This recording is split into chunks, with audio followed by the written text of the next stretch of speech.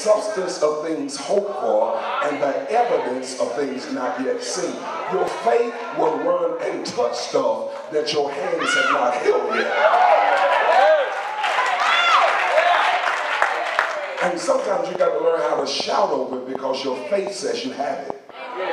Even though in the natural, visible realm, it hasn't manifested yet. Hit your neighbor, tell them, but I hear something, I hear something. Sometimes you can get happy over what God blesses you to hear. Is there anybody this evening that you can hear that a change is about to come? You can hear that trouble don't last always. You can hear that weeping may endure for a night, but joy is going to come in the morning. Get your neighbor, tell them, I hear some stuff. And God is not cheap either. It is the abundance of rain, which means you got to get ready for a downpour. And isn't it interesting, as I'm preaching, it's raining on the outside.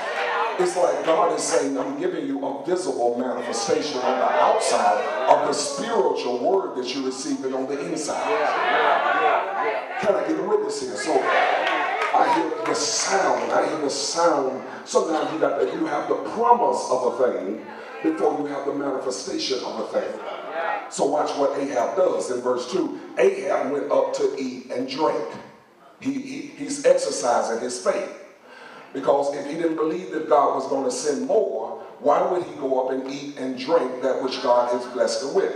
But watch Elijah. Elijah went up to the top of Carmel, and watch this, and he cast himself down upon the earth and put his face between his knees. Let me back off and preach this, because listen, if you're going to walk into the blessings of God, if you're going to go from a drought to abundance of rain, the first thing you got to do is learn how to position yourself properly. Hit your neighbor and tell them it's all about positioning. See, when you are preparing to receive something from God, your position should suggest what's on the way. Preacher. Yes. And what he does is he runs, preacher, on top of Mount Carmel. Ask me why he went to Mount Carmel. Since you asked this evening, I think I'll tell you.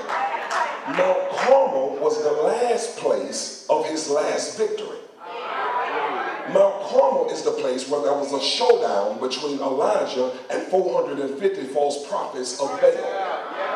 And they called on that God Baal, but he could not answer because he's not the true and living God. But when Elijah called on Jehovah God answered by fire, lit up the water, and then Elijah killed the 450 false prophets. Anybody know our God is real? So watch this. He runs to the place of his last victory. But watch this. He's also standing between his next victory. I'm trying to preach this out. I'm preaching to somebody this evening. You're right between your last miracle and your next miracle. And how you position yourself is very important, because the Bible says that he bows himself down to the ground and he put his face between his knees. Many say this is the birthing position, which means between your last blessing and your next blessing, you have to position yourself in a way, watch this, to look as if you are expecting something to happen.